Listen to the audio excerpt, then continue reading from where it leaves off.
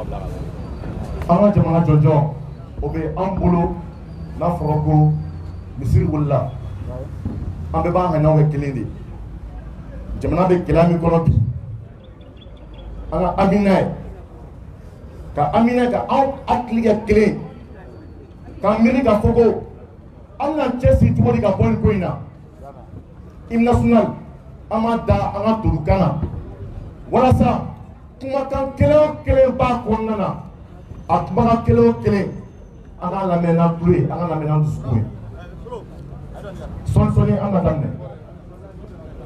kelen fila saba Mali mana kan bɔ ɲɛta kɛlɛ bando an bɛɛ b'an cɛsiri k'Ala y'idu timɛ so ajunya ni ɲa kelen farafina kelenya jugu mana kun bɔ kɔnɔna o kɛnɛma bɛɛ ka wuli k'i jɔ saya ka fisa malo ye farafina faso Mali jɔnjɔn i ko ɔrɔnya bɛrɛ farafina na faso Mali kɛlɛ i ko kelenya kɛlɛ Mali tile bɛ bi Mali tile bɛ sini jigiya foro funtira kayira denw hakili latigɛra pepewu.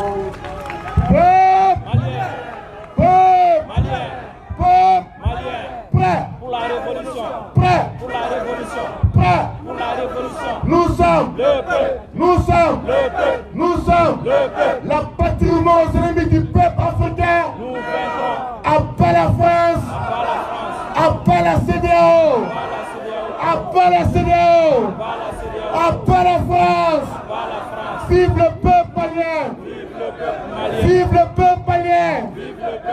Vive la collaboration Mali-Russie. An bɛna tasidenna bila an fa n'an baw n'an denw minnu tora Sonko an bɛna tasiba kɛ bila u ye an b'a ɲini bɛɛ fɛ.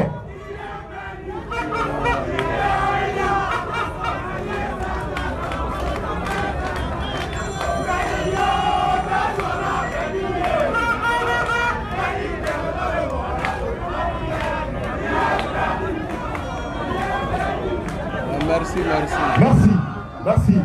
Sisan an bɛna kasi bila kɛ an bɛɛ ka jɛ k'an ŋaniya kɛ kelen ka dugawu kɛ ka ɲɛsin kɛ mɔgɔ maa bɛ yen n'u ni tanyana jamanako la a kɛra civil o a kɛra militaire o an bɛɛ ka ŋaniya kɛ kelen an bɛna i k'o di karamɔgɔ kelen ma karamɔgɔ ka na a ka fasiya ta. Kana kuma la e k'a di nin ma mɔgɔ wɛrɛ b'o gérer ala tɛmɛ kɛ bon bismillah alhamdulillah wa salatu wa salam ala rasulillah an bɛna dugawu kɛ ka ɲɛsin an balimaw ma mɔgɔ minnu fatura terroriste ka jadi kɛlɛ senfɛ an b'a fɔ terroriste ani turabutalaw ninnu yɛrɛ tɛ jihadiste yɛrɛ ninnu ye terroriste maafalaw turabutalaw de olu de ye an balimaw minnu bɔra k'u dahirimɛ ɲini ka mugu t'u la manamana ko la an bɛ dugawu kɛ ala ka hinɛ u la ala ka yafa k'u ma ala k'u tigiyɔrɔ ɲɛ a dinɛ ala k'u k'u sigiyɔrɔ ye ala ka a dinɛ k'u sigiyɔrɔ ye maa minnu banana an bɛ dugawu kɛ ala ka lafiya d'u ma ala ka lafiya d'u ma an ka jamana ala ka basigi di an ka jamana ma ala ka basigi di an ka jamana ma maa minnu bɛ ka juguya ta k'an ka jamana sɛgɛrɛ ala ka hakili ɲuman d'u ma n'u tɛ hakili ɲuman sɔrɔ ala ka problème d'u ma mun b'u ɲinɛ an ka jamana kɔ ala ka hɛrɛ k'an ye ala ka sago d'an ma ala ka sutura ala ka laban ɲɛ Allahumma salli ala sayyidina Muhammad wa ala ali Muhammad wa sallim. ربنا آتنا في الدنيا حسنة وفي الآخرة حسنة وقنا عذاب النار. ربنا هب لنا من أزواجنا وذرياتنا قرة أعين واجعلنا للمتقين إماما. سبحان ربك رب العزة عما يصفون وسلام على المرسلين والحمد لله رب العالمين. Takbir. التكبير. Allahu Akbar. Merci.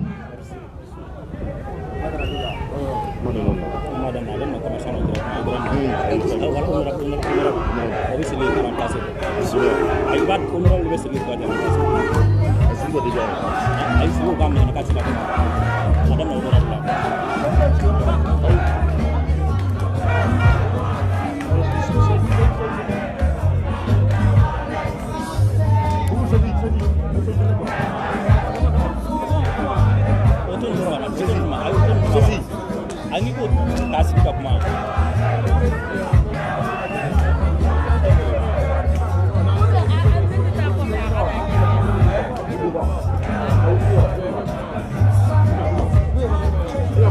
Amo shekil na atika sika kuma.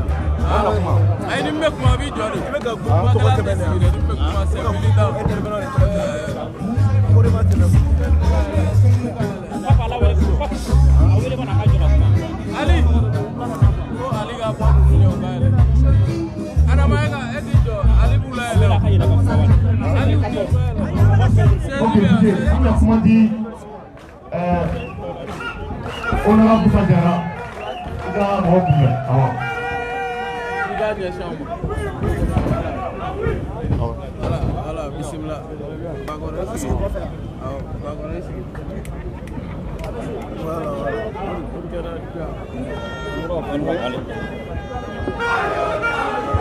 Awalin kuma ka gɛlɛn na sa dɛ. Kuma min jɔ yan.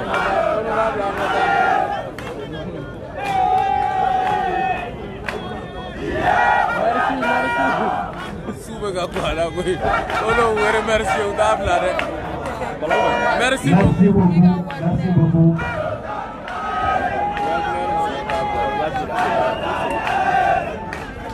Merci, merci les jeunes.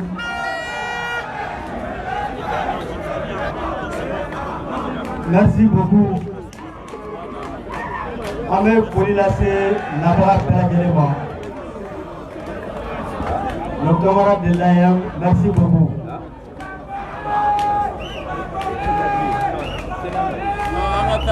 Merci beaucoup, merci. An bɛ foli lase nabaga bɛɛ lajɛlen ma.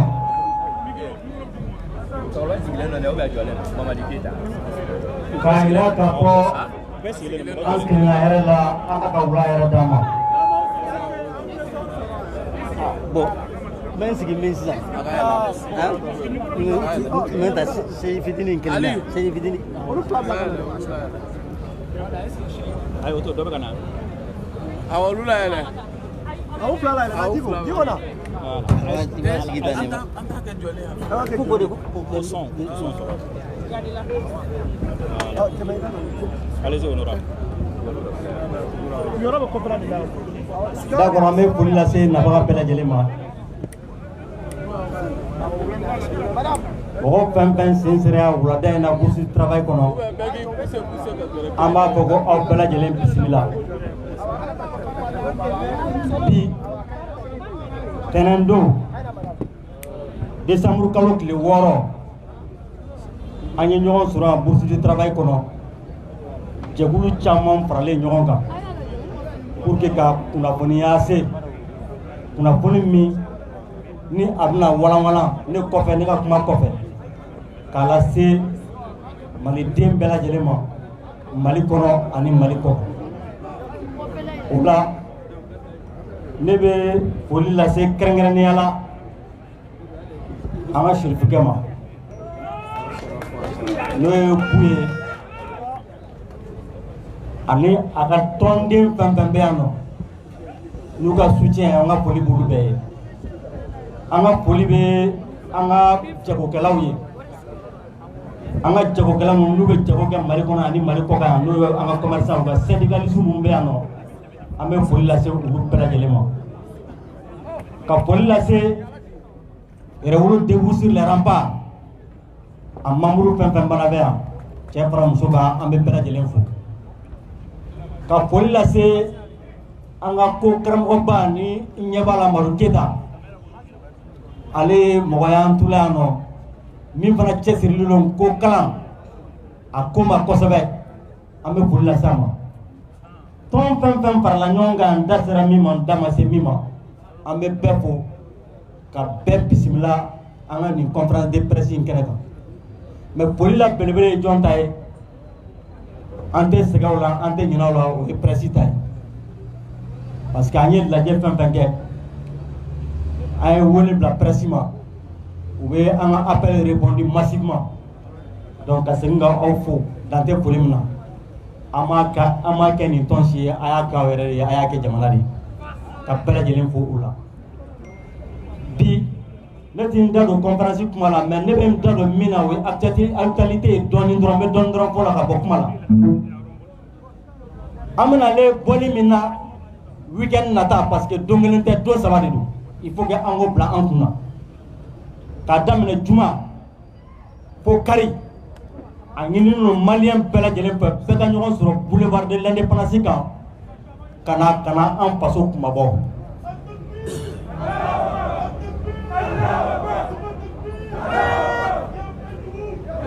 merci anga na en passo kuma bo parce que anga sara sumba bo report anga constitution pour la défense de la patrie est un devoir pour tout citoyen. Fami ma an kungambi a dogolente mokoshila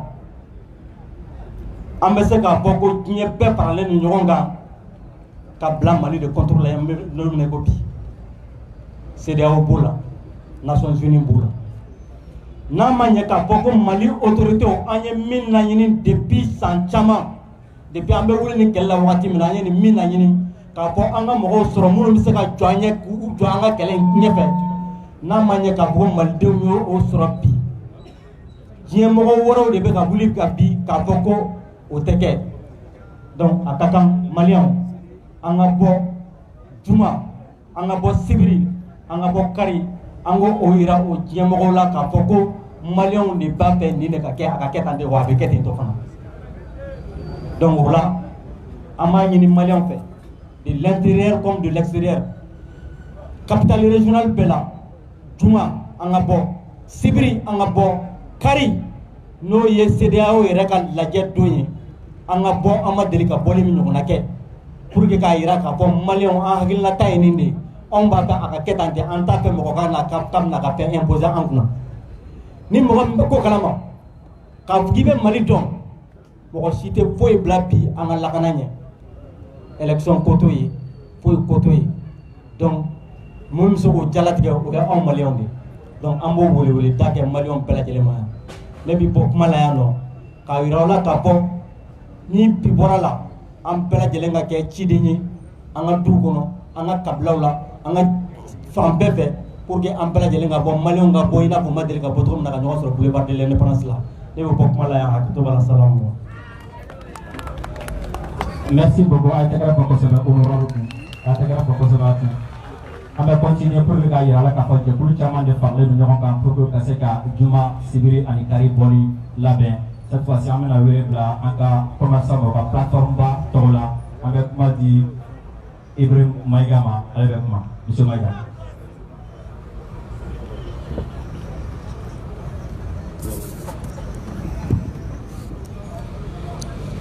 Assalamu alaikum. An bɛ bɛɛ lajɛlen fo maa ma y'i sen bɔ i kɔnɔ kɔrɔ ka se yan nɔ an ka foli bɛ bɛɛ ye o tɛmɛnen kɔ jɛkulu bɛɛ lajɛlen ɲɔgɔn sɔrɔ ni plateforme in na o sababu bɔra jɔn na o sababu bɔra an ka sherifu an ka ɲɛma an ka cɛkɔrɔba an ka ladiri an ka ɲɔgɔn ye bali n'o ye Cheikh Bouye Aïdara ye yan nɔ n b'a ɲini bɛɛ lajɛlen fɛ kɛnɛ in kan an bɛɛ lajɛlen ka wuli ka tasibila kɛ an ka sherifu denkɛ ani an ka sherifu wɛrɛ bɛ a n'o ba an ka jɛ an ka tasibila kɛ nin maa fila ye kɛnɛ in kan yan a kɛ to b'a la salama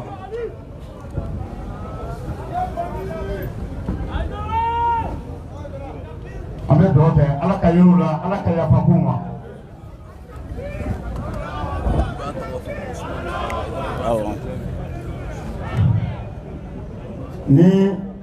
Nin kalo in ni mɔgɔ ma kan ka ɲinɛ nin kalo in kɔ Mali la.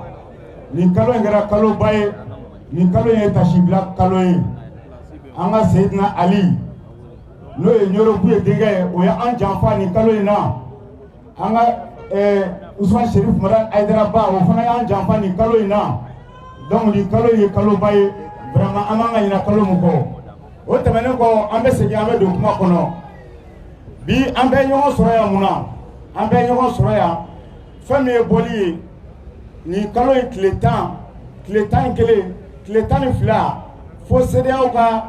janfa jugu mun b'u bolo k'a ɲɛsin Mali bɛɛ lajɛlen ma k'a ɲɛsin farafinna bɛɛ lajɛlen ma. Jamana tɔw olu ye wuli ka jɔ kɛ Mali kungo la anw yɛrɛ fana man kan ka sigi bilen an ka kan ka yira k'a fɔ ko Mali bɛ yen ko jeunesse bɛ yen ko wa an tɛ sunɔgɔ wa an tɛ sɔn CEDEAO ka janfa ma an tɛ sɔn Faransi ka janfa ma. Bi Mali commerçant bɛɛ lajɛlen tigɛ di ɲɔgɔn ma n'o ye plateforme des acteurs de commerçants du Mali commerçant tɔnba 7 ou 8 u tigɛ dira ɲɔgɔn ma k'u bɛɛ ka jɛ ka an ka cɛkɔrɔba an fa Buye Sherif Aidara ko k'a ka welewele jaabi. Donc an b'a ɲini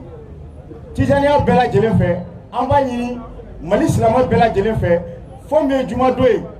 à 14h bɛɛ ka bitigi datugu bɛɛ k'i ɲɛsin boulevard de l'Indépendance ma. N bɛ segin a kan tuguni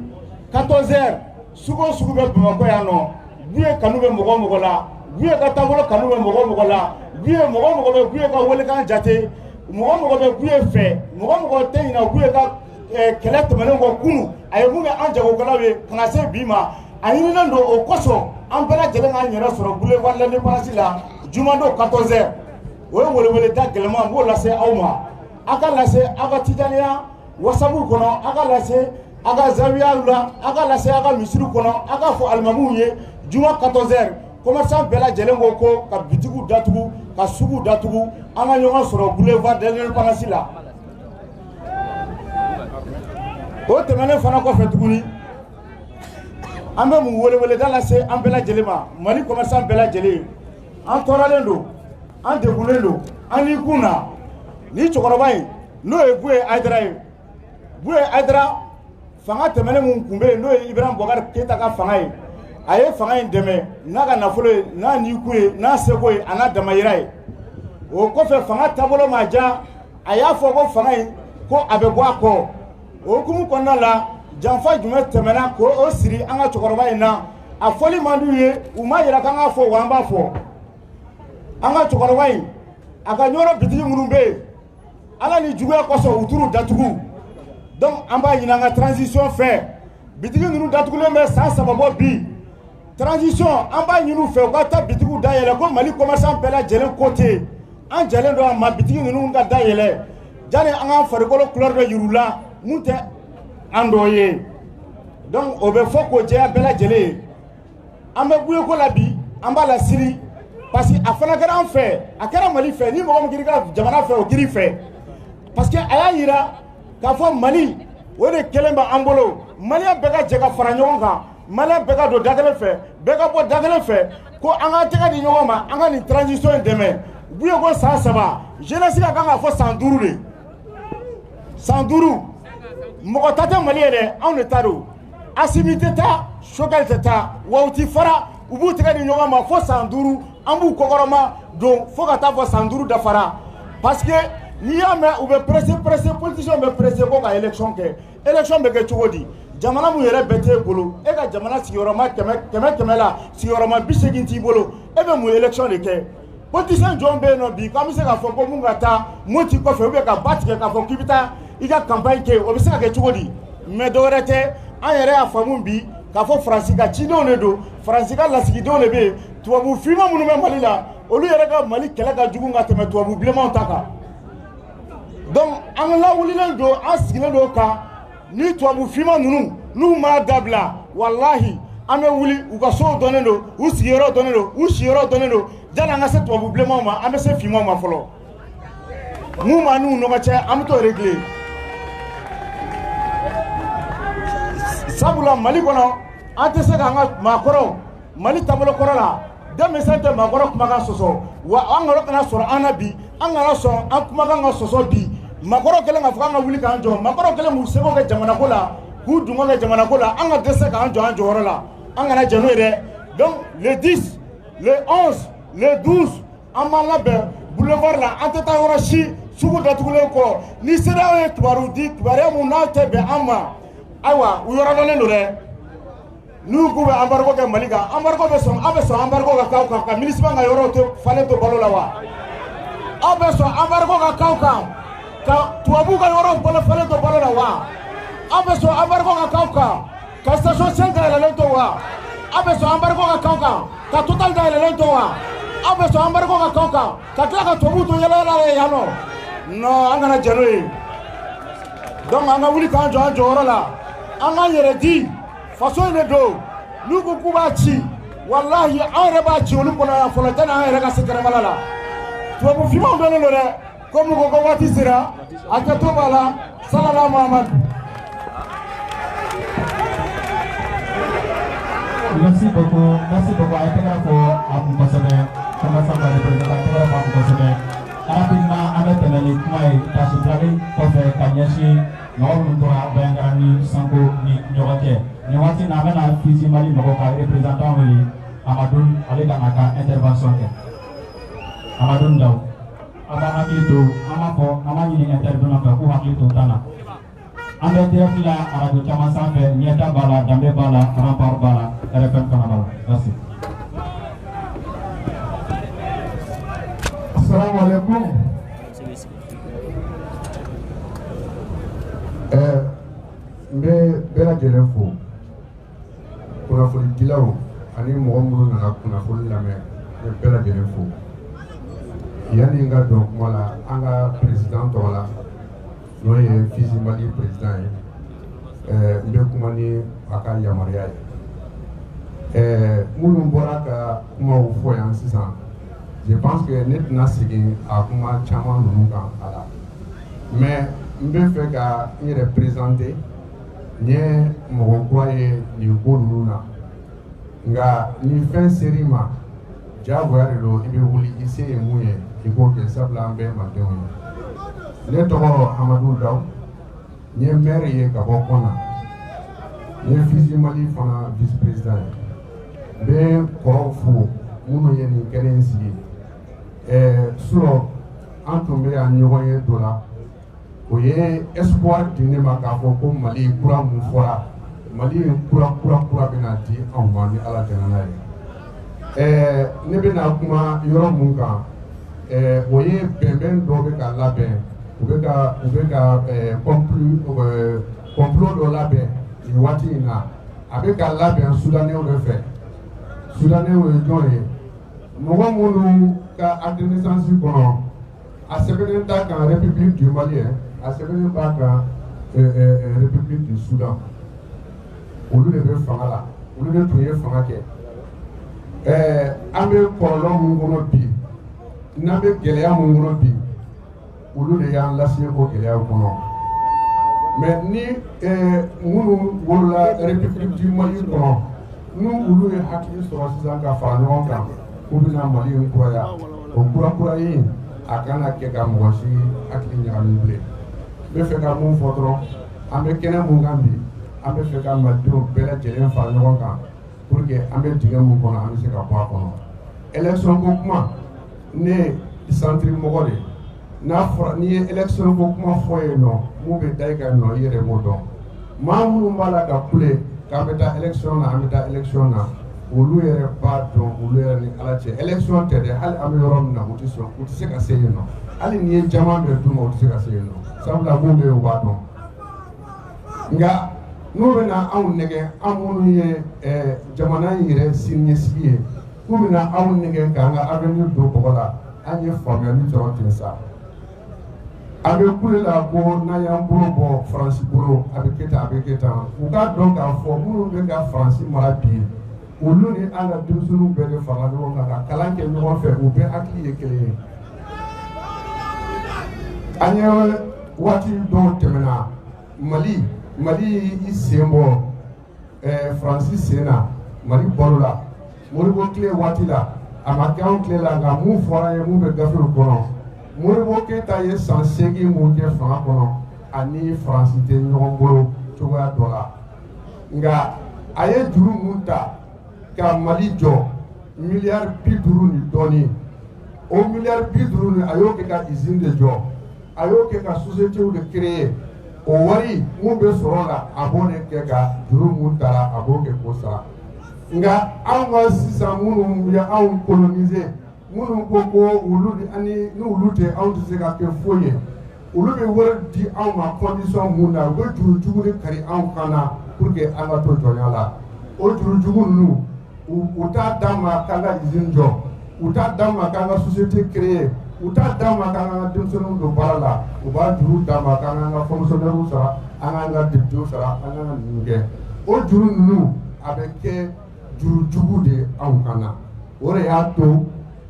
abisi yoro dola anti seka sara ni maga juru bila na sera yoro dola ni seka sara ibe kanga join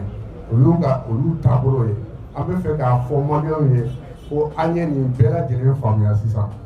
ame wati na ko bi ma munu wulendo kanga fara ɲɔgɔn kan ni kɔrɔ munu be tribunal kan ya kanga fara ɲɔgɔn kan an ka Mali dɛmɛ an bɛ fɛ an bɛɛ ka fara ɲɔgɔn kan o hakilina kelen na n bɛna bɔ kuma la ni an ka chefukɛ ka kuma ye n bɛna misali dɔ d'aw ma ne ye san 10 de kɛ Congo Brazzaville 2018 élection mun kɛra Soumaïla Cissé ala ka hinɛ la a taara campagne na Brazzaville a ye su kelen de kɛ tama ni tunun ni fɛn bɛɛ kɛra Brazzaville ale taara IBK o tun bɛ fanga la Denis Sassou Nguesso o terikɛ kun don u ye visite in kɛ visite d'État ye ne yɛrɛ tun ye IBK mɔgɔ ye waati la IBK ye su 2 de kɛ Brazzaville Congo sécurité d'État olu de tun bɛ yala mariaw cɛla ka f'u ye an y'a mɛn an tɛ bamanankan mɛn dɛ mais nous on a entendu que vous avez dit boaba bla c'est lui qui dit ça on va l'enfermer a y'o tile 2 kɛ yen nɔ nga surprise kɛra mun ye le candidat Alou Boubacar Diallo a tun bɛ Buyaka karamɔgɔ Buyaka laharama de kɔnɔ ci fɔra ko a ye voté Alou Boubacar Diallo ye ci fɔlen ka ban a bɛ se ka ɲininkali kɛ a don bɛɛ a waati bɛɛ u ye miliyɔn 38 ni fara ɲɔgɔn kan wa ninnu 2 minnu taara yen nɔ a y'u ci yɔrɔ jan hali ma kɛ kelen donc u bɛ fɛ ka mun fɔ nin yɔrɔ in na ni an ka karamɔgɔ donna fɛn o fɛn kɔnɔ Mali la an bɛ se k'a fɔ ko o ko ye ko sabatilen de donc n bɛna nin seereya in de kɛ pour que ka anw minnu nana an ka cɛkɔrɔba représenter a ka segin k'a fɔ a ɲɛna ni Ala jɛna n'a ye an fana b'a kɔ n'a y'an bila yɔrɔ yɔrɔ an bɛ yen nɔ a bɛ hakili to kuma la sallallahu alaihi wa sallam. Merci beaucoup. A ye tɛgɛrɛ fɔ Fizi Mali ye halisa an bɛ aw hakili lajigin k'a fɔ ko le 10 an bɛna bɔ 11-12 an bɛna bɔ ka an ɲɛsin CEDEAO ma nin waati na halisa comme jɛkulu caman de faralen don ɲɔgɔn kan maliyɛnw k'u bolo di ɲɔgɔn ma barika b'o de la an bɛ wele bila Abdoulaye Cissé ma ale bɛna kuma Sena Mali tɔgɔ la.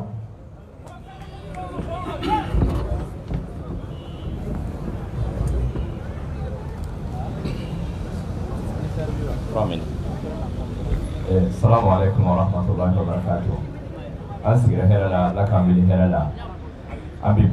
bɛɛ lajɛlen fo an bɛ Ala de deli an ka fɔtaw n'an ka kɛtaw Ala k'u bɛɛ lajɛlen ni sababa bɛn an bɛ bɛɛ fo foli kɔfɛ an ka cɛkɔrɔba n'o ye Akrama Surafa wa Azza Surafa n'o ye Boye Haidara ye an b'a fo an b'a waleɲuman dɔn an b'a fo k'a cɛkɔrɔba ɲuman ka d'a kan an si ma nin hakili sɔrɔ k'a fɔ transition ka kan ka prolonger mais ale y'a to ɲɔgɔn hakili y'a ye k'a fɔ ka kan ka kɛ an ka kan k'a soutenir cɛkɔrɔbaw minnu bɛ san 80 kɔ la n'olu hamina ni Mali ye an denmisɛnninw ka kan ka mun fɔ an ka kan ka jɔ gidɔrɔnw de kan an man kan ka an ka sow yɛrɛ ye n'a fɔra hali kalo 1 Mali kun kan an ka kan k'a kɛ minnu bɛ ka sa bi kungo kɔnɔna ninnu na an balimaw tɛ wa an bɛ k'a fɔ k'a ka jan n'a sera anw ma don min an bɛna mun de fɔ n kun b'a fɔ ko Kidal an b'a fɔ ko Gawo bi a ti ne ye Bamakɔ kɛrɛfɛ yan n k'a filɛ ne ye Kulukɔrɔ kɔfɛ yan nɔ an ka jateminɛ nin ti kɛlɛ waati ye nin ti ɲɔgɔn sama waati ye nin ɲɔgɔn bolo minɛ waati de ye an ka se ka bɔ nin kɔnɔ o tumana jumadenw bɔli min fɔra an b'a ɲini an ka sugumɔgɔw fɛ bɛɛ ka datugu ka bɔ Kayi ka taa bila Kidal a hali n'a sɔrɔ u bɛ bɔ ka t'u jɔ kɛnɛ dɔ kan dɔrɔn diɲɛ k'a ye k'a fɔ maliyɛndenw bɔra Mali kɔsɔn pour que ka Mali kumabɔ an b'o de nɔfɛ n'o bɔra yen nɔ nin kɛnɛ in kan n bɛ kuma tɔn caman tɔgɔ la an ka transporteurs ka bɔ remorque la ka na bila taxi la an bɛ kuma ni olu fana tɔgɔ ye k'a fɔ o don an mago b'u ka dɛmɛw na kɛnɛ kan yan nɔ an mago b'a la u ka mɔgɔw ɲɛsin boulevard kan ni Ala sɔnna a ma an mago bɛ fɛn dɔ fana na an ka n ko karamɔgɔ bi yan a bɛ tila ka kuma mais n'a ma ɲɛ i banna mɔgɔ la ba bolofɛn bɛɛ la an ka kan ka ban faransɛ yɛrɛ de la an ka kan ka an ka ko kalan de ta k'a kalan k'a k'an yɛrɛ ta ye mais e k'i bɛ ban mɔgɔ min na e tɛ se ka diplôme ɲɛnama sɔrɔ n'a ma bɔ ale fɛ yen est ce que e bɔra ale bolo wa i ma bɔ a bolo c'est à dire an ka kan k'an yɛrɛ de ta fɛn bɛɛ la n'o kɛra faransi b'a dama dɔn o tuma na an bɛ min ɲini jeunesse fɛ an de b'an ka waati la bi an ka bɔ an ka Mali kunnawolo wallahi cɛkɔrɔba minnu bɛ ka si ɲɛna anw ye b'u ye n'a ɲɔgɔnw a minnu bɛ wo kɔnɔ ni mɔgɔ t'u yɔrɔ dɔn a caman bɛ ka dugawu kɛ Mali ye b'u ye ka mun tunnen don bi ni nafolo don a b'a bolo ni denw don a b'a bolo ni tɔgɔ dɔ a y'a sɔrɔ ni jɔyɔrɔ dɔ a y'a sɔrɔ ni karama dɔ a y'a sɔrɔ mais a bɛ ka kuma ni jɔn ye a bɛ ka kuma ni anw ka avenir de ye semaine tɛmɛnen an bɔra Ɲɔrɔ an n'an balimakɛ Ben an bɛɛ ye ɲɔgɔn sɔrɔ yan nɔ cɛkɔrɔba ye min fɔ a ko a ma finman bɔ jɛman na a ma makɔrɔba bɔ denmisɛnnin na a ma diina bɔ diina na a ko Mali de bɛɛ k'i yɛrɛ sɔrɔ Mali de la a y'o min fɔ jumadon an k'o de kɛ exemple ye min ɲɔgɔn ma deli ka i kɛ jamana in kɔnɔ an k'o de kɛ jama ka bɔ fo goudron in dan na mɔgɔ kana jama in hakɛ dɔn an mago b'o de la mais o kɛnɛ kan an mago bɛ mun de la ni mɔgɔ min y'a sen da dɔ sen kan i k'i sen sama ka bɔ a la k'a fɔ n y'a fara i ma parce que Mali ko de don an b'o de ɲini bɛɛ fɛ o tuma na an ka bɔ an k'an yɛrɛ kunnawolo an ka bɔ an k'an ka jamana kunnawolo n ye fɛn dɔ ye bi internetiw kan jamana wɛrɛw de bɛ ka Mali ta k'a fɔ ko farafinna tɔw ka kɛ Mali ɲɔgɔn ye est ce que an ka kan ka fari faga bilen wa n'a fɔra i ma sama a man kan ka f'i ma sonsanw diɲɛ bɛɛ k'an ma ko sama k'an y'an da fakoba de la an k'an gɛlɛya an da fakoba min na ɲigiji ka sɔrɔ an da kɔnɔ an mago b'o de la o tuma na an mago bɛ bɛɛ lajɛlen ka dɛmɛ na an b'aw fo o minnu sera yen min ma se yan nɔ n'a hakilina bi an bɛ bɛɛ fo an bɛ bɛɛ waleɲuman dɔn an ye ko in daminɛ min na ala k'a laban ten ala ka Mali kumabɔ wa sallallahu ala Muhammadu wa ala alihi wa sahbihi wa sallam. Merci beaucoup, monsieur Sisi. An b'a fɔ kosɛbɛ a ye tɛgɛrɛ fɔ kuma sisan a ye tɛgɛrɛ fɔ parce que a y'a yira ko farafinna bɛɛ bɛ k'anw de lajɛ k'anw kɛ exemple donc an man kan tɛ ka to kɔ tuguni an bɛ tɛmɛ ni intervention ye nin waati n'an bɛ Bakɔrɛ Konate wele Buye Kayita Mali kumabɔli la Bakɔrɛ. Ok, c'est bon.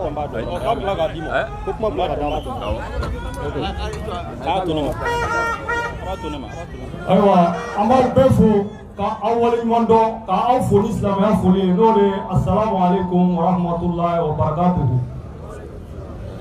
Ka kumaw taa ni ka segin a bɛ fɔ ko la répétition est pédagogique kuma taa ni ka segin b'a to a bɛ faamu kosɛbɛ.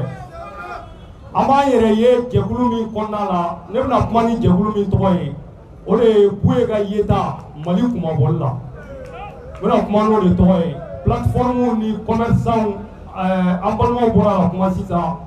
transporteurs ani an bɛɛ bɛ ɲɔgɔn sɔrɔ Buye ka hakilina in na parce que Buye fɔlɔfɔlɔ de bɔra ka marché Ɲɔrɔ Mali cɛkɔrɔba bɛɛ la Mali diinɛ ɲɛmɔgɔ belebele don bɛɛ b'a dɔn ale bɔra ka taama Ɲɔrɔ bɛɛ y'a ye ko ka dɔ fara transition kan ko transition ka prolonger donc malien fɛn fɛn b'i yɛrɛ ye o hakilina kɔnɔna la wele bilalen o bɛɛ ma jumadon ni juma jiginna dɔrɔn an bɛɛ ka ɲɔgɔn sɔrɔ yen minnu kumana ɲɛfɛ n ka ɲɛmɔgɔ bɔra k'a fɔ sisan an délégation ba de tun bɛ ɲɔgɔn tarata tɛmɛnen ani yɛrɛwolo mɔgɔw an'an commerçant ɲɔgɔnw Mayiga ninnu Ben le cerveau ninnu an mɔgɔ baden de tun bɛ yen ka taa fɔ Buye ɲɛna ko bon an bɛ fɛ ka an tugulen don a ka hakilina kɔ kɔrɔlen an nana ka na a sɛbɛntiya a ye tuguni k'a yira a la k'a fɔ an b'a kɔ depuis wagati tɛmɛnenw na k'a daminɛ ATT tile la ka se bi ma fɛn o fɛn wulila ni Buye ye fɛn o fɛn fɔ n'a y'a tɛgɛ ɲɛsin yɔrɔ min an bɛ taa yen donc an baarakɛɲɔgɔnw ani minnu farala ɲɔgɔn kan nin ko la Buye y'a yira k'a fɔ ko bɛɛ k'i jija ko an ka ɲɔgɔn tɛgɛ minɛ ko an kana sɔn ko jugu ninnu kana don an ni ɲɔgɔn cɛ k'an affaiblir pour que u sago kana sɔrɔ an ka jamana la donc o hokumu kɔnɔna la an b'a ɲini bɛɛ fɛ ni juma jiginna bɛɛ ka bɔ i n'a fɔ i kelen bɛɛ ka bila i kun na ni e kelen ma taa dɔrɔn ko i tɛ ɲa bon mun ye an ka jagokɛlaw ka côté ye an b'a ɲini bɛɛ fɛ an ka bureau bɛ Mali yɔrɔ o yɔrɔ k'a daminɛ Kayi ka na Kulikoro Sikaso Segu Tɔnbɔkutu Gao Menaka u bɛɛ lajɛlen Kidal ni mɔgɔ mɔgɔ bɛ se ka bɔ hali n'i bɛ bɔ dɔrɔn aw jamakulu min mana kɛ hali n'a kɛra mɔgɔ damadɔni ye aw ka bɔ dɔrɔn k'aw jɔ ka image dɔ in ta k'a yira diɲɛ na k'a fɔ ko aw bɔra jumadon ka transition in soutenir transition ka prolonger donc an b'an baaraɲɔgɔnw ani minnu jɛra ka nin baara in kɛ an b'u bɛɛ fo kɛrɛnkɛrɛnnenya la an bɛ Ben le cerveau fo pour son sens élevé de la responsabilité ani an balimakɛ Alayi Bokum an'an commerçant ɲɔgɔnw Mayiga ninnu an b'aw bɛɛ fo k'aw waleɲuman dɔn bɛɛ k'i tɛgɛ di ɲɔgɔn ma a fɔra cogo min na nin ye Maliko wagati de ye n'an tilala nin kɛlɛ la ni mun ka hakilina kɛra kelen olu bɛ se ka continuer ɲɔgɔn ye n'an tilala nin kɛlɛ la ni Mali basigira i n'a fɔ Buye y'a laɲini cogo min na an bɛɛ bɛ taa an ka sira fɛ an bɛ taa baara kɛ an ka jɛkulu kɔnɔna la mais bɛɛ k'a dɔn an faralen don ɲɔgɔn kan ko kelen pe de la o de ye Mali ye Mali ka bɔ bolo la Mali ka basi élection ka sɔrɔ ka kɛ ɔ o kuma bɛ ka digi minnu na u k'a dɔn ko hali ni Mali basigira Mali tɛna ta ka di olu ma tuguni koyi an bɛ mɔgɔ de ɲini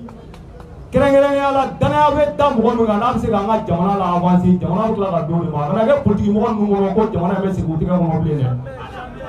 fo ka diɲɛ wuli o tɛ kɛ bilen donc u k'a dɔn à partir de maintenant Mali a bɛ basigi fɔlɔ de n'o bɛnna wagati o wagati ma élection ka sɔrɔ ka kɛ ni élection bɛ kɛ fana an bɛ jɛ tuguni de ka mɔgɔ de ɲini mun ye danamɔgɔ ye mun t'an ka jamana la segin kɔfɛ tuguni donc minnu bɛ mobili kɔfɛ depuis a tɔgɔ ye di Musa Tile fɔ bi a bɛ mobili kɔfɛ mɔgɔw dɔn wa monsieur le directeur ani monsieur le ministre ni min bɔra mobili kɔfɛ dɔrɔn o bɛ wuli ka mankan ci n'o bilala mobili kɔfɛ tuguni dɔrɔn o b'a da de o b'a fɔ ko ko bɛ ka ɲi mais n'o bɔra mobili kɔfɛ o bɛ mankan wuli donc sisan a fɔra de Mali nafa minnu bɛ sɔrɔ Mali fɛn bɛ kɛ Maliko la a bɛ kɛ bɛɛ de ɲɛna wa bɛɛ ni yɔrɔ min bɛ Maliko la o ka d'i ma o de ye Mali basigilen ye Ala k'an ni sababa bɛn. An bɛ dakuran fila di an ka cɛkɔrɔba ma ale ko karamɔgɔ ye Mamadi Keita. Vision pour le Mali ayi o de bɛna fɔlɔ. Awɔ ale b'a organiser bɛɛ bɛ na.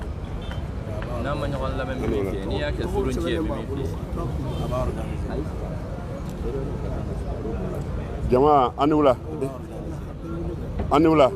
bi a kɛra maraka ye jama an ni wula an jamana basi bi lumba di faso wala saya an b'o de kɛ kuma daminɛ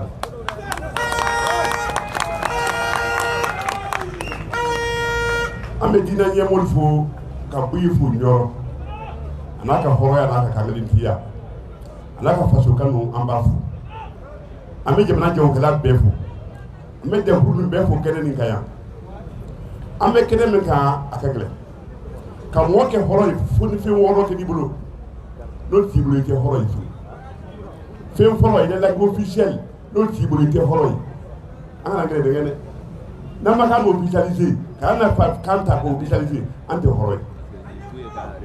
fɛn filanan biɲɛ banki ka wari ni wari t'i bolo i tɛ hɔrɔn ye fɛn caman i ka kɛnɛya n'o kɛra i jugu bolo a b'i bana fɛn naaninan i ka balo jugu b'i bana dumuni sila fɛ fɛn duurunan i ka fini n'o t'i bolo a tɛ ɲa pe woro ne ka jamana sharia Napoleon tate César tata ngere ta porle ne ko ambo gele ale ko oro jamana indila kadi na yang ko ne ayam pirle si am pirnani am pirle Ghana songai soso mande ambele nyomra ya nanyo ni ko len fela me ni ma so apron me jamana ndafa kuma kundo asimi ne anna kadafidi asimi ne anna kadafidi an kana udu mo sila wati be ala be kegren do jamana ma asimi o kegren do di mente nata mente silang men dan do are la dan do abogulula alan do afasola atiki be jonga anu an lo ko fe nan maslang asimi bambogulula ro amba fu akadim tediya alka shi jam dama jamana ni antali nan kal juangi de madi president men fo ci nan manna kanta kanan kota ambe sa jonyala sambi ro fanga sima lafiya mungal ya choron kanko li galiya ya chorma muna den de kum fala frabina kanko li baker ante communiquer la den fate communiquer anga klisi anga loni ya betunda muyatu no amashebeli yala anto sebella me be dunya kan be sere kadi mba ngire la fa dangire la li biani kan ka dangire la dunya mo fro li frafini dunya mo fro li frafini ane to wude bada bela wala kana silamba fo ka bala ndila ba be fo anga dibite fo ko te be keden ga ka fa me nyo fe sun telepe ame ke lu to nye mo fo wa ki se ya do ka farinya la me bok mala merci beaucoup akira fa voilà Mali Tebo Nyama Wasado Anakala nous voici dans available vision B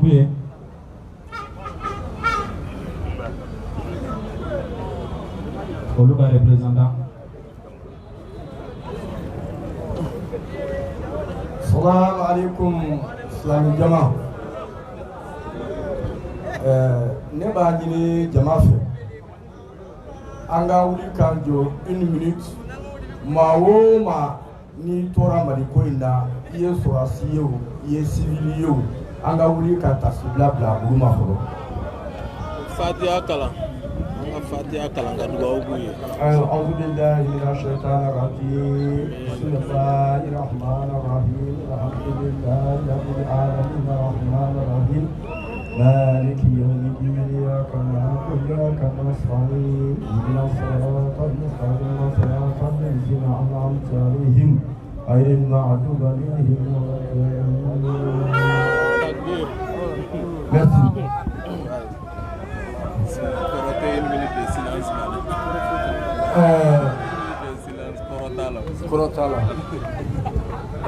Maintenant, amena donc il faut parce que nous avons fait pratiquement à 2 fois. Mais nous avons dans 2013 là. 2013,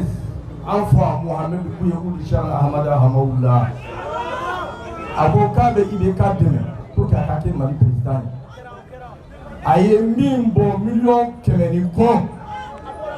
Ayo de bon pour que Ibeka attaque président.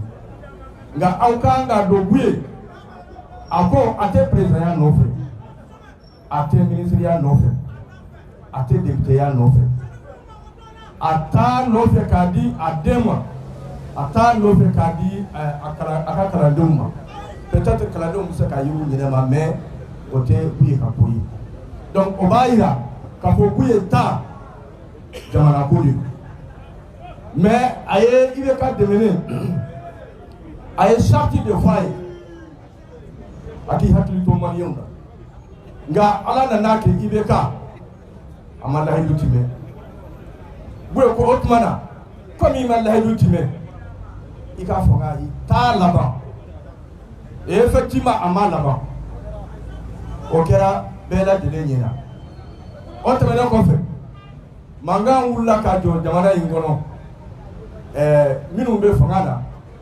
ani jamana ko denw do politique mo bula mo wore bula parce que jamana mara chogo mo ja mankan kera ambalma do be al do denw do mo denw do koro do no e sorasu dona manga kela uni nyoche ni ma bon joli kisɛ kelen ma bon bɛɛ lajɛlen b'o kalama donc o kɛra sababu ye u ye ko nin denmisɛn ninnu n'i y'u dɛmɛ a ka ca ala fɛ u bɛ se ka jamana in to nɔgɔ la maintenant a fɔra k'an bɛ jɛkulu dɔw la n'o ye CEDEAO ni communauté internationale ye olu panna ka wuli k'u jɔ ko an bɛna nin waati de d'a ma 18 mois i y'a faamu Mali lakana nanaw lakana ma na o n'a ka ye kungo ka bɛɛ faga an ye waati min fɔ an tɛ tɛmɛ o kan o tuma na an fa Mohamed Boun Cheikh Ahmad Ahmadullah a y'i kan kɔrɔta n'a ye à qui veut l'entendre il faut que dɔw ka fara transition kan pour que denmisɛn minnu bi ni fanga b'u bolo u ka se ka dɔ kɛ parce que ni fanga dir'u ma u bɛ dɔ kɛ o tuma na a m'a to kumakan na a y'i kan kɔrɔta n'a ye a m'a to kumakan na de wale kɛra donc kalandenw bɛ yɔrɔ o yɔrɔ dugu o dugu an bɛɛ lajɛlen bɔra k'an ŋaniya yira k'a fɔ ko anw b'a fɛ dɔw ka fara transition kan u ye ka kuma n'a ye fɛn fɛn fɔ Alahu Taala bɛ barika don a la parce que a ta ye jamana ko ye bi ta in n'i y'a ye an nana ka caya jɛkulu dɔ de wulila ka se an karamɔgɔw ma olu b'a fɛ ka u ye ka hakilina baara ne ko ni maa min ko k'a b'i karamɔgɔ ka hakilina baara e k'an ka mun de kɛ an bɛ fara u kan de dɔn an b'u fari kan an b'u dɛmɛ pour que hakilina in bɛ se ka baara cogo o tɛmɛnen kɔfɛ u ye min fɔ k'a fɔ le 10 jama bɛ bɔ ni Ala sɔnna ma an kɔni an bɛ bɔ an bɛ maa min dɔn fana o bɛ bɔ an nɔfɛ maa min fana ta ye jamana ko ye diina ko t'a la n ye chrétien ye o t'a la n ye silamɛ ye o t'a la n fari jɛlen don n fari finnen don o t'a la ne ta ye Mali ko ye a yɛrɛ k'a jate minɛ Ala ye diɲɛ don o don da ni dɔ bɛ bɔ Mali la Ala ye diɲɛ don o don da an bolo fɛn dɔ bɛ tiɲɛ a fɔ an bɛ se ka sigi k'o lajɛ an b'an ka se ka sigi k'o lajɛ o tuma na n wele kan ye min ye vendredi juma ni Ala sɔnna ma ni an sera n'an ye juma seli bɛɛ lajɛlen k'i ɲɛsin yan ma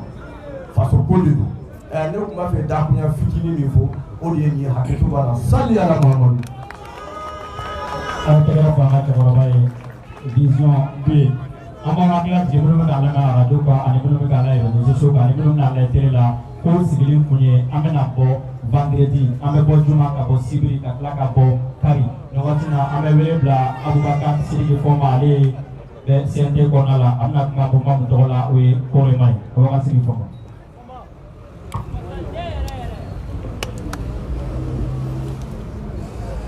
aw bɛɛ lajɛlen salamu alaikum an b'a ɲini masa Aramani fɛ Ala ka barika don Mali la Ala ka barika don Mali dɛmɛbaga la minnu ma Mali ko faamuya Ala ka faamuyaliko ɲuman di u fɛnɛ ma Ala ka hakili ɲuman di maliyɛn bɛɛ ma ko min bɛ sen na bɛɛ ka Mali kanu ne bɛna kuma Korema tɔgɔ la o ye collectif pour la refondation du Mali n'a ɲɛmɔgɔ ye honorable Fuseni Ouattara ye ni hali Sherifu Buye ka tɔn o fɛnɛ bɛ ale kɔnɔ tɔn min b'a kɔnɔ a bɛ taa tɔn 130 ɲɔgɔn la bi o la ni mɔgɔ min ko ko Buye ka hakilina n'i y'a daminɛ 2002 ou bien 2013 la o kɔrɔ ye k'e m'a faamuya e m'a faamuya donc Buye ale somɔgɔw de ye Mali ka indépendance kɛlɛ kɛ en 1957 tuma min na an bɛ yɛrɛta kɛlɛ la a somɔgɔw ye o kɛlɛ kɛ ka Mali dɛmɛ o la ka tila ka cotiser ka dɔw kɛ député Mali tɔgɔ la RDA kɔnɔna na donc o kɔrɔ ye ko a ka kɛlɛ bi ko tɛ a ka kɛlɛ a daminɛna a mɛnna donc Buye ka miirina dɔwɛrɛ tɛ Mali jɔli de don o hukumu kɔnɔna na n bɛ taci bila kɛ ka taa maa minnu fatura Songo Bandiagara mara kɔnɔna na minnu bɛ su Kɔnte la n'u bɛ ka su Kɔnte sirabaw kan ko nin sara Songo nin sara nin don an bɛ fɛ k'u hakili lajigin ko transition bɛ k'olu ka dingɛ de datugu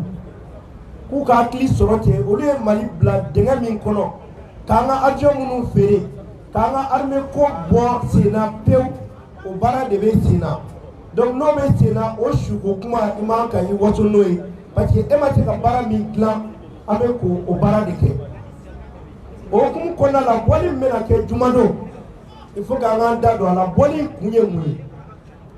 bɔli in kun ye ka kangari de da CEDEAO ɲɛ k'a fɔ CEDEAO ɲɛ a yɛrɛ ka dalakan bato sa ale ko Mali ka a fɔ k'u bɛ taa élection na k'an ka t'o la diyagoya mais ale CEDEAO kelen ale de ko élection foyi kana kɛ Mali la bilen n'an ma réforme kɛ n'an ma yɛlɛma don an ka kalataw la k'a yɛrɛ ka dalakan bato ten sa filanan k'an ma kumakan mɛn dɛ maa 30 kɔ sara Sonko Baɲangara an ma CEDEAO mankan mɛn an ma MINUSMA mankan mɛn ɔ ko MINUSMA min fɛnɛ bɛ ka taga ɲininkali kɛ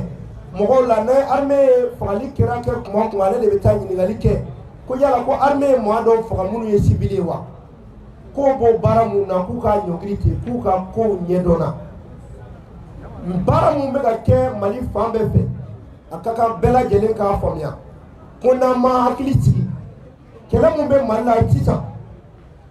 n'an ma ɲɛfɔ ɲɔgɔn ɲɛna n'a kɛra mɔgɔ kɔnɔ ko armée ko ye ko ni kɛlɛ binna nin yɔrɔ kan k'i bɛ taa dɔrɔn ka sin ka o baara kɛ yɔrɔnin kelen armée tɛ sapeur pompier dɛ k'a fɔ donc accident kɛra a ye sapeur pompier wele a ka na ɲɛnabɔ o ni armée ka stratégie tɛ kelen ye ni armée y'o ɲɔgɔnna kɛ dɔrɔn u b'u ka plan bɛɛ tiɲɛ wa u b'an ka armée ko ban pewu filanan fo mɔgɔw k'a faamuya ko diɲɛ mɔgɔ bɛ min ɲini parce que an bɛ sous tutelle de la u bɛ fɛ a ka fɔ k'an ka armée tɛ foyi la civil faga kɔ n'o kɛra u bɛ sariya dɔ ta k'an ka armée disqualifier o la u yɛrɛ de bɛ kɛ an ka armée jɔyɔrɔ la yan u bɛ bɔ min na bɛɛ ɲɛ b'o la donc an ka hakili dayɛlɛ an ka baaraw kɛ ni Alahu Taala sɔnn'a ma an bɛ don décembre la ka taa se janvier ma an bɛna ye aw ɲɛ la maliyɛnw b'a dɔn mun bɛ yen avion 4 mun sanna a y'a ye a kɛra sababuya ye zone armée de l'air zone 2 de kun don Mali la Senu ani Sevare sisan Gawo farala kan o kɔrɔ ye mun ye avion so fɛnɛ bɛ sigi yen parce que n'i tɛ k'i ka jamana sécuriser avion ko la e tɛ se ka baara fosi kɛ donc o hukumu kɔnɔna la avion minnu nana ko minnu bɛ kule la k'u k'a bila u kunna ko avion mun dalen b'u disi kan k'an b'a kalama dɛ k'an ma ɲinɛ a kɔ minnu bɛ boli la n'u ye Union européenne ka wari dun n'an kun wari kan ka an tulo jɔ armée ye k'an hakili b'o la mais hélicoptère minnu sanna kɔsa in na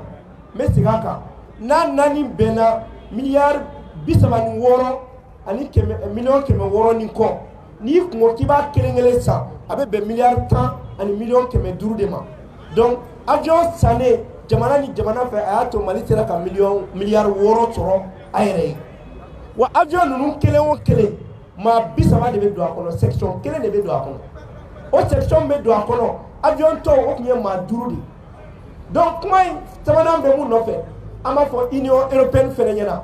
k'u fɛnɛ k'u ka sariya kisɛw lajɛ Union européenne fɛnɛ ye texte dɔ kɛ u ye note technique dɔ kɛ o note technique u y'a sɛbɛn o kɔnɔ ko coup d'état bɛ ka kɛ jamana o jamana la k'u kana sɔn o jamanaw ka girin ka taa élection na k'u k'a to o jamana ka basigi donc Buye k'a fɔ ko ka dɔ fara transition kan Buye ye yeli ye hali maa kalanenw ye minnu ko k'u kalannen don a ka yeta bonyana n'u ta ye sabula a tɛ charte fan ci la ko dɔ tɛ fara transition kan a b'a yɔrɔ jumɛn na a b'a yɔrɔ jumɛn na ko dɔ tɛ fara kan charte min dira n'an y'o di a yira n'o charte kɔnɔ ko disposition dɔw bɛ yen k'olu tɛ se ka falen o ye mun ye Assimi tɛ se ka kɛ président ye élection nata la Choguel tɛ se k'i présenter ministre tɛ se k'u présenter ko mais n'a bɔra a la yɛlɛma bɛ se ka don a bɔ la donc ni yɛlɛma donna transition délai la est ce que o ye sariya kɔnɛ ye wa donc fo an ka kumaw fɔ k'a walawala bɛɛ k'a faamuya donc ka bɛɛ wele bɛɛ lajɛlen ka bɔ jumadon korema maa bɛɛ ka bɔ u ye kuma min fɔ yan an bɛ min nɔfɛ nin bɛɛ kɔfɛ mɔgɔw ka participer assise nationale fɛnɛ la parce que u tɛ fɛ o min ka kɛ ni maliyɛnw ni dalen b'a kan k'u bɛna baara dɔ fara transition kan o de bɛ sen na an ye CNT mɔgɔw ye an t'a fɔ ko ka dɔ fara transition kan peuple de b'a fɔ ko ka dɔ fara kan parce que transition délai tɛ ka dɔ fara kan n'i ma charte révisé o tɛ bɔ anw da mais n'aw y'a fɔ an bɛna kɛnɛ kan ka aw ka kumaw sɔn ji la mais anw t'a fɔ ko ka dɔ fara délai kan n'a bɛ dɔw kɔnɔ k'an b'o kɛlɛ la an t'o kɛlɛ la an bɛ kɛlɛ mun na jamana kɔnɔ baara ni baara minnu bɛ ka kɛ an b'an da don la k'o ɲɛfɔ donc k'a fɔ bɛɛ ɲɛna jumadon an ka ɲɔgɔn sɔrɔ pour que kangari da CEDEAO ye a bɛ sanction ta minnu na n'a yɛrɛ bɛ ka sariyaw kɔn a k'a dabila n bɛ bɛɛ lajɛlen fo n bɛ yɛrɛwolotɔn fo tɔn o tɔn y'i yɛrɛ sɔrɔ kɛnɛ kan an b'u bɛɛ don kiramatoya la a kɛ to bɛ nansara la Mamadu. Merci beaucoup, honorable Aboubakar Sidiki Fomba. Rapidement, avec moi, dit Mohamed Lamine Keklima, MPRCFA. Avec moi, souriant cette fois-ci.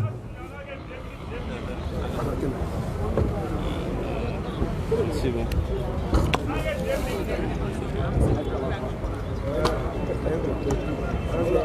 Bismillahirrahmanirrahim. An bɛ foli bila yɛrɛwolotɔn jama ye ani karamɔgɔkulu ye n'a ka jama ni jama tulu fɛn o fɛn sera nin kɛnɛ kan an ka foli b'a bɛɛ lajɛlen ye. Mouvement panafricain de réserve franc CFA tɔgɔ la o ni a dɛmɛbaa jɛkulu minnu bɛ farafinna jamana wɛrɛw la olu bɛɛ lajɛlen tɔgɔ la an ko n bɛ wele bila maliyɛn bɛɛ ma les 10 les 11 les 12 an ka ɲɔgɔn sɔrɔ place de l'indépendance la. N bɛna yɔrɔnin min fɔ mɔgɔw k'a faamu est ce que maliyɛn aw ye faransi dɔn wa? N'aw ma faransi dɔn n bɛna faransi fɔ aw ye. Jugu fila tɛ Mali la faransi kɔ. Jugu fila tɛ Mali la faransi kɔ. An ni faransi bolo donna ɲɔgɔn bolo hɛrɛ dilan wa? U nana bi an ka jamana kan de k'an mara n'a bɛ fɔ a ma ko colonisation an bolo donna ɲɔgɔn bolo ten de. Président Modibo y'u gɛn k'u ka taa k'an kɛra yɛrɛ ma hɔrɔn ye. A ma bɛn u ma hali dɔɔni wa u y'a layiru di k'u bɛ segin ni Ala sɔnna ma donc u seginna ka na o juguya kelen de la donc fo maliyɛnw k'a faamu panafricains bɛɛ lajɛlen y'a faamu k'a fɔ ko an jugu fɔlɔ de ye faransi ye a n'a dɛmɛbaa jugu ni CEDEAO y'o dɔ ye bi ni CEDEAO fɛnɛ ka sariya ninnu caman bɛ bɔ Alassane Dramane Ouattara de fɛ Alassane Dramane Ouattara min fɛnɛ tɛ sariya kɔnɔ yɛrɛ est ce que Alassane Dramane Ouattara kan ka taa jamana wɛrɛ la ko coup d'état kɛrɛ k'a sɔrɔ a fɛnɛ bɛ a ka jamana président la coup d'état constitutionnel dɔ de senfɛ donc CEDEAO mɔgɔw u k'u kɔfilɛ jamanadenw na u ka kɛ jamanadenw ka CEDEAO ye u ka bɔ président ka CEDEAO la jango président jugu Mali kɔni ka bɔli bolo la waati kɔni don ni Ala sɔnna ma ni maa min y'a faamu i bɛ fara jamana minnu na jamana bɔ bolo la i bɛ fara u kan ni maa min m'a faamu fɛnɛ i ka faamu. N bɛ n ka kuma kuncɛ ni mun de ye an fana bɛna kɛlɛ daminɛ France contre la n'o ye u ka produits n'u ka services boycotteli ye n b'a ɲini aw fɛ maliyɛnw fɛn o fɛn ye fɛn ye min dilanna Faransi fɛ aw y'a to yen fɛn o fɛn dilanna Faransi fɛ aw y'a fɛn to yen aw ka sanni kɛ fɛn minnu dilanna an ka jamanadenw fɛ walima fɛn minnu bɛ ka jago an ka jamanadenw fɛ aw ka sanni k'o la wa o ka daminɛ aw bɛɛ fɛ bi a ka daminɛ musulaha la mais n'u ye sanction bonɲɛ an fɛnɛ ka an ka boycott bonɲɛ fo bonɲɛ hakɛ o kɔfɛ fɛnɛ n bɛ message dɔ di terroristes ma aw bɛ hakɛ to parce que nin yɔrɔnin a kuma ka gɛlɛn mɔgɔw fɛ mais f'a ka fɔ mɔgɔw bɛ kuma u bɛ ɲinɛ o yɔrɔ kɔ terroristes ninnu mɔgɔ sugu jɔnw de don a dɔw la an balimaw de don a b'a dɔw ɲɛna k'a fɔ k'u bɛ Alako kɛlɛ de la an b'a f'u ye u ye Alako sɔrɔ Mali la yan u tɛ Alako kɛlɛ la u tɛ Kirako kɛlɛ la u k'a dabila u kɛn bɛ ka mɔgɔw ja wuli bi u bɛ mɔgɔ fɛn faga Mali la u bɛ ka silamɛw de faga dɛ ni silamɛ taara i filamelɔgɔw faga ko silamɛya o ye fɛn wɛrɛ dɛ n'i sara o la i kunna goyara u ka sabali u ka hakili sɔrɔ u ka maliyɛnw to lafiya la minnu ta ye bandiya ye fɛnɛ u k'a dɔn mɔgɔ bɛ se ka sɔrɔ kɛ ka balo ko ɲuman ka sɔrɔ i ma bin mɔgɔ ɲɔgɔn kan a ka to bɛ nin kan sɔrɔ la Muhamadu. Merci un tɛgɛ fɔ CFA an bɛ fɔ weleli kun ye parce que an bɛna bɔ Jumadon ni Ala sɔnna ma comme su kora an bɛ Adama Ben Jara wele Ben le Cerveau voilà an bɛ kuma d'ale ma.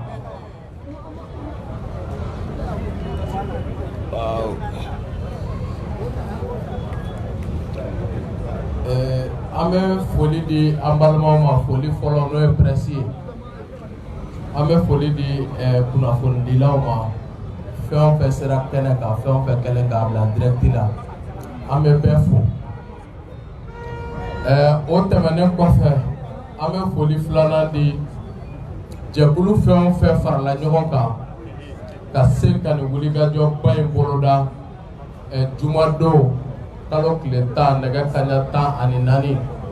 Bamako place de l'indépendance Mali fan bɛɛ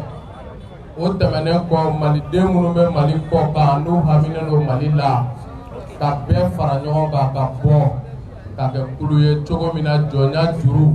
o bɛ se ka tigɛ ka bɔ Mali kan na Mali ka dɛnyɛrɛ la o ka se ka sabati tiɲɛ kan. O bɔlen kɔ a la an bɛ tasibila kɛ ka dugawu kɛ an balimaw ye minnu n'u u jenina bisi kɔnɔ ko seulement u b'u ka ci sira fɛ u faso kɔnɔ jamana kɔnɔ maaw fɛ maa minnu o wagati kelen na n'u ka laɲini a dɔnnen don u ka baarakɛta a dɔnnen don u baarakɛcogo u baarakɛɲɔgɔn nin bɛɛ dɔnnen comme Tigɛnja l'a dit on a tout compris o baara min bilala sen kan i b'i yɛrɛ ɲininka ɲininkali kelen i b'a fɔ dɔrɔn ko à qui profite le crime nin fɛn o fɛn bɛ sen na bi nin wagati kɛrɛnkɛrɛnnen in ma k'a ɲini ka jamana ɲɛmɔgɔw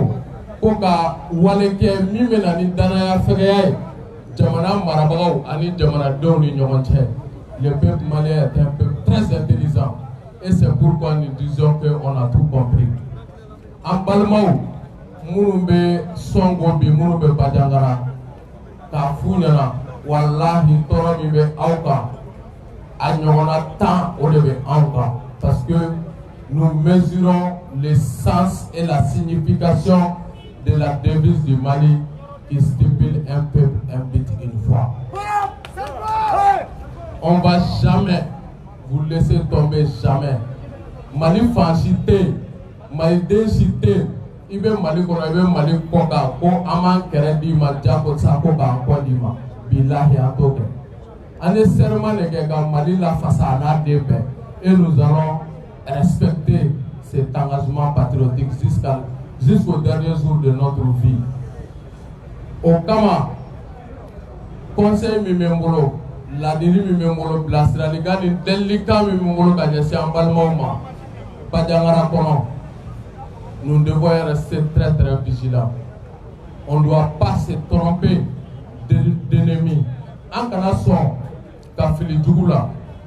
en Kanasson, Kafili Djugula. Jugu seko ka ca, jugu tɛmɛsira ka ca, jugu bɔcogo ka ca. An kana sɔn jamais Faransi min ye guerre créé an ka jamana kɔnɔ 2012 san 10 an bɛ guerre kɔnɔ. Bi o wagati kelen o Faransi kelen bɛ ka CEDEAO manipuler ko CEDEAO ka embargo kɛ Mali kan. O Faransi kelen ka parti politique minnu bɛ cidenya la an ka jamana kɔnɔ. O wagati kelen olu bɛ k'u dalajɛ. Ko fɔ Mali ka taa élection na nin wagati kelen kɔnɔ i b'a ye k'a fɔ u bɛ fɛn kelen de nɔfɛ c'est la guerre civile Ala ka Mali kisi o ma wa ni Ala sɔnna a ma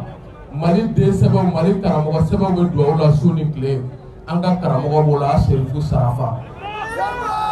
an bɛ Mayi Watara fo diinɛ ɲɛmɔgɔ min don a miirila faso la olu to dugawu la jamana in ye a ka ca Ala fɛ minnu ma fɛn ɲini fo k'a kɛ faso ye fo ka fɛn bɔ k'olu to dugawu la jamana ye a ka gɛlɛn an ka jamana in ka kɛ jugu sago ye ka segukaw fo ko dugawu minɛna kaburu ye dugawu kɛ a minɛna politigimɔgɔ ma a minɛna journaliste ma a minɛna diinɛ ɲɛmɔgɔ ma a minɛna n t'a sila ma a minɛna makɔrɔ ma parce que m'a dɔn président min bolila ka t'i yɛrɛ tulo di u ka janamini tulo kɔrɔ ni makɔrɔ tɛ donc ko segukaw ma k'u ka danga wɛrɛ don ko Mali mago b'a la pour que sexy bɛ mara bila o kama Faransi min ye guerre bila an kan k'an ka dugu ci k'an ka dugukolo occuper 80% pendant 10 ans bi n'a bɛ ka tɛmɛ ni mercenaires ye k'an ka mɔgɔw jeni pour que ka mangoya ani danaya fɛgɛya guerre civile min y'a kɛ Wuranda kɔnɔ ka mɔgɔ miliyɔn 1 o ni na ban Mali kɔnɔ n'a ma marché a bolo bi a bɛ fɛ k'o de kɛ an bɛ Mali drapeau de kɔrɔta k'an balimaw deli Bajangara u kana sɔn k'u kɔgɔ da u ka jamana la an b'u deli u k'a kɛ Ala kama u kana sɔn k'u kɔgɔ da u ka jamana la mɔgɔ si ka manipulation kɔnɔ an b'a dɔn mɔgɔ minnu bɛ k'a baara jukɔrɔla labɛn Eli parrainaw Eli Kodem olu de bɛ nin ko kɔrɔ Badiangara kɔnɔ bi. Et le message est très clair, les visages sont collés. Est-ce que an b'an sigi k'olu de lajɛ olu b'anw ka jamana ci étant donné qu'olu de y'an bila nin kɔnɔ nous sommes en train de chercher la solution et ils sont le problème, nous sommes la solution. An bɛ k'o solution min ɲini ils se disent que si jamais la transition réussit c'est que c'est la fin de leur carrière politique. Olu dun bɛ balo nin na ça sera la fin de leur système politique. Donc ils sont prêts à tout pour que ka jamana bila à feu et à sang olu yɛrɛ ka nafa kama bilayi jamana ta t'a la. Et nous savons que jamanadenw tɛna tugu kɔ mais ni tɔɔrɔ b'i kan ni mɔgɔ dɔ donn'i kan ko ma da kalabanci la k'a ni ɲɛji ma don i kan o de bɛ Badiangara kɔnɔ bi u bɛ k'o de ta ils ont tout tenté tout il rien n'a marché fɔlɔ la ka Cɛbilen Darame to gouvernement kɔnɔ a ma communiqué su min bɔra ɲɔgɔn su ma bɔ a ko le Mali commence à bien marcher ko jamana tacogo ka ɲi k'a to ministre des affaires étrangères après Cɛbilen Darame muso tun bɛ ban u ka gouvernement kɔnɔ fagali fɛn fɛn kɛra an ma communiqué nka bi Cɛbilen Darame bɛ bɔ ka communiqué kɛ ko a bɛ malidenw futinɛ ka ɲagari ko kun min na ko maliyɛnw fagara bi o de y'u ka fond de commerce politique ye olu yɛrɛ ye crise min créé n'an bɛ k'o solution de ɲini diɲɛ baara o baara taacogo b'a la taa wagati b'a la et les militaires qui sont au pouvoir aujourd'hui avec le premier ministre Choguel Kogala Maïga bi u tɛ fɛ ka min ye u ɲɛ la n'o ye Choguel ye o surasiw kabiri Mali ka yɛrɛma hɔrɔnya ani Irisiw ka tigɛ di ɲɔgɔn ma an ma kɛlɛkɛminɛn minnu sɔrɔ u y'o kɛlɛkɛminɛnw de ɲini ne b'aw ɲininka i bɛ nin bɛɛ kɛlɛkɛminɛn san ka n'o kɛ Soparla ye Bamakɔ wa mais hali muso pour que a ka mɔyi il faut 9 mois diɲɛ fɛn ɲuman fɛn fɛn bɛ kɛ ça se fait dans le temps et dans l'espace diɲɛ fɛn o fɛn bɛ kɛ a bɛ dilan o de kɔnɔ et je vous jure que dans les semaines à suivre le Mali sera dans un tournant décisif. Mali sini ɲɛsigi a bɛna jalalatigɛ dɔgɔkun damadɔ a baara bɛ daminɛ ni kɛlɛkɛminɛn minnu sanna bilahi aw b'u ye lamaga la hali don mɛn ta tɛ aw b'u ye lamaga la wagati kunkurunin ko de don ni diɲɛ baara bɛ kɛ surasiya kɔnɔ surtout a bɛ mankutu demander a bɛ fɛɛrɛ demander nka a tɛ mɛn an ka to an ka jamana ɲɛmɔgɔw kɔ manipulation kana se an na u furudama bɛ se nin de la k'u profiter jamanadenw ka tɔɔrɔ fɛ k'o yɛlɛma ka na mais n'u nana u tɛ se ka foyi ɲɛnabɔ u tɛ se ka ko tiɲɛ u tɛ se ka ko ɲɛnabɔ mais u da ka ca parce que u bɛ balo politique wari de la c'est pourquoi ils ont tout tenté o de la hali Pulo y'a yɛrɛ minɛ k'a yɛrɛ bila u y'o bɛɛ kɛ ça n'a pas marché puis o kelenw de bɛ mankan ci la an ka jamana kɔnɔ tigɛ bɔr'u nɔfɛ président Assimi fɛ comme u bilalen bɛ Choguel la Assimi ye tigɛ bɔ ko an ye kelen an ka sigi ka kuma ka Mali dilan Ala b'a dɔn kira b'a dɔn anw fɛ ko kun tɛ parce que anw b'a dɔn diɲɛ fan si tɛ yen ko jamana cilaw ani jamana jɔlaw k'olu tilalen tɛ fila ye Faransi min bɛ kuma la Faransi kɛlen k'a ka révolution kɛ a ye taa ɲininkali kɛ ko guillotine k'a kɔrɔ k'a bɔra min lui guillotin u ye machine de dilan u kɛlen kɔfɛ k'u ka révolution française kɛ de 1789 mɔgɔ tun bɛ yen n'o ye faso jugu ye n'u tun bɛ ka jamana ci u y'a bɛɛ kunkolo don machine kɔnɔ k'u kun ci k'a bɛɛ kun ci o de bɛ fɔ ko la guillotine c'est ce qui a été fait en France aux États-Unis c'est ce qui a été fait Mali kɔnɔ aw ma kun ci aw tora yen Mali kɔnɔ u ma minɛ ka datugu k'u ye politikimɔgɔ ye fo Bube Mayiga ninnu ye jamana nafolo tigɛ filala don ni juges y'o baara daminɛ an bɛ Mali juges fo o baara la u bɛ ka zonba kule minnu minɛ mais an bɛ fɛ k'u ɲininka k'a f'u ɲɛna walahi an m'a faamu munna Bakari Togola bilala Mali juges on n'a pas compris cela an m'o faamu Sénégalais ko k'u ka 9 milliards tununa o tuma a taara min ni wari tununa ka ban a tununa o quand ça vole là ça vole pas o n'i ye jamana nafolo ta ka ban a tɛ pan kama na o a tɛ pan kama na dɛ jɔn y'a dun on veut qu'il y ait des sanctions. On a surtout milliards pour nous donner au point de Sénat. On n'a rien compris dans le dossier Bagari Togola. On m'a fait pas nous. Pour voir Mali Jizouye. Où faut le faire Zomba ou Minelila. Kakla Kadana Kurakuraya ou Gabokma. Angera Ferela de Go. A Kobe Chogodi. Malidon Torale no we faire famu quoi. Ou we faire famu. Al Sanga Fonko Vilko nous. Ani yurugu ba munu gara jamana kono ga sigi ase sabara kono ame fe ga ko nya don ko a dossier be ga suma an nya ko vraiment an dalen no Mali procureur la an ga jigiya babe ministre de la justice ga mais ame fe ni ko nunu ga jeya u ga tente teliala pour que jamana se ga lafia to ga amina. C'est ça on appelle un état de droit en mode de no fait. O bolen ko ala bi Mali den bɛɛ ka wele bila bɛɛ ma juma don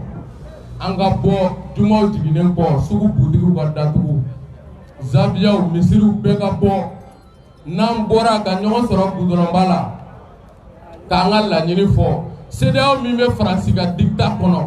n'u bɛ fɛ san 10 an bɛ guerre kɔnɔ aw t'an dɛmɛ an ka bɔ guerre kɔnɔ d'accord an ko an m'an tigɛ di irisiw ma aw ka kuma cayara kirikirimasiyɛn wulila maintenant pour faire quoi Mali peuple la un peuple qui subit une guerre imposée par vous-même pendant 10 ans. En moule de mer, il faut que là. On va faire. On va surassi ba mugame en bas de mana kono. Comme la sarine boîte dans ma wallahi fou yala yala la. Donc do kunu ga sani biye. On kama comme la sarine boîte di oluma. Ka korne be fudi oluma o mogo ba muga billahi tallahi wallahi o mogo ba muga abeni ala na kira olu de be Mali million muga balo mba do ama ke togomi je sais comment nous allons procéder ante kuma mais le dimanche amena minge CPI tere uba dugukolo se abeni ala na kira ka anyana ma do amolo munu jenina songo an ni mam salu tay munu fagara kidal munu fagara ogosagu munu fagara sobanda munu fagara bulgesi malien munu mega bidien dogo do billahi an ni mam salu tay le dimanche en même minge tien kono farafina beba la dege c'est pourquoi Niger be gabo le 11 Burkina be gabo le 11 comme Mali garuma misale Sénégal be gabo le 10 ou be Mali kogoromado cette CEDEAO aux ordres de la France et de Macron, Emmanuel Macron et Zaïf Le Drian. Les libérateurs. Billahi, on va dire bonjour à la station Total. Bonjour Chamanebe. Bonjour Chamanebe, station Total là. Billahi Talai, à me boire de machine, nous allons dire bonjour dans la station Total. Ou bonjour Fembé, on va aller dire bonjour là-bas. À Srantana, à Tamakitana, Nango, nous sommes résolus de mourir pour toi l'Afrique et pour toi Mali. On est dans la main ça, on est dans la main. On sait qu'à faut quand même mourir au Keita quoi, pas me sran quoi, quand me claque, quand me sran comment de Wanda. Billahi, à me coller ma dimashi, à me céder au sommet suivant. La sanction tombe. En même temps, sur place, ipso facto, la sanction du peuple malien aussi va tomber. Ninkenga ke obeke, anga bo, anga faso bon là. Au wati de sera, n'a fera à ton appel Mali koro de bala. Ore be badri do beka bo, en faso be bo to di la jaba kono o bara o de sena. Anga bo, ka kuluye, to mi anga jamana se ka lafia. Odo ambora nyoro pour terminer antara nyeda noroka antara nyoro kata nyeda noroka c'est la première fois neli asarafu sarafa ka nyoy buye haidara nyaye sa bisegini koja min tigina ngono nimbe ka foro mina kwa ngam faso bobolo la mo sifina kawe billahi talai nangwa nye yera wole kanye Mali deunye kame fe ka boni la jaba kono billahi talai ka Mali to ni guerre kono en place ni kelen ko ga ni kuma fo dugukolo jukɔrɔla de bɛ to anw ye ou bien an faso ka bɔ bolo la n'o tɛ anw man ka sigi tugun k'an bɛ kuma cɛ ɲuman fɔ réseaux sociaux sanfɛ walima télé kan walima radio kan. L'heure n'est plus au discours mais aux actions de libération de la patrie o wagati de sera bi. N'o de y'a kɔnɔ quand j'ai vu que a ko Amadou Toumani Touré ka code de la famille la Buye ko ATT bɛ fanga bila ATT ma fanga laban o kɔ Ibrahim Boubacar Keita wulila ka jamana ci a ko k'an n'an bolola gaba dɔ tora cɛncɛn k'an b'a bɔ a ma ko i bɛ ka tɛ fanga laban i bɛ ka taara o kɔ Buye ko Mali kisili k'a bɛ Assimi Goïta bolo anw bolo bi Malidenw an ka ɲi k'a dɔn ko mɔgɔ dɔw tɛ kuma fɔ u kun fɛ parce que olu tɛ fɛn ɲini fo ka fɛn bɔ olu t'a ɲini nin ka kɛ ne dɛ mais même mun kɛ n ka jamana ye à cet âge ni Buye sɔnna ka nin fɔ anw ko an mago bɛ nin cɛkɔrɔba sugu la ni diinɛ kɔrɔ ko i k'i faso bɔ anw wasara nin na nin ye diinɛ ɲɛmɔgɔ ye an bɛ se k'o de fɔ donc an jeunes wele de dira an bɛɛ ma an ka bɔ jumadon ka an faso bɔ lajaba kɔnɔ an bɛ bɔ n'an ka matelaw ye an bɛ bɔ ni an ka pati ani an ka bɔrɔsiw ye an bɛ bɔ ni an ka birifiniw ye an bɛ bɔ ka tantiw sigi alimamiw b'an na an bɛ seli kabiri jumadon n'an ye juma seli an dagalen bɛ yan bɔli de bɛ yen doni tɛ fo k'a fɔ an ye Mali libéré o kuma de bɛ sen na baara o baara bɛ sen na an b'a dɔn an bɛ min kɛ walahi mais on va pas trop parler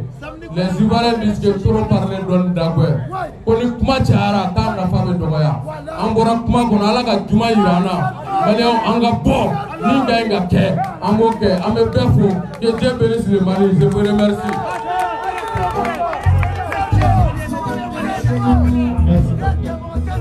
Merci beaucoup. Kami akan menjadi program syukuran desa Amir Bisa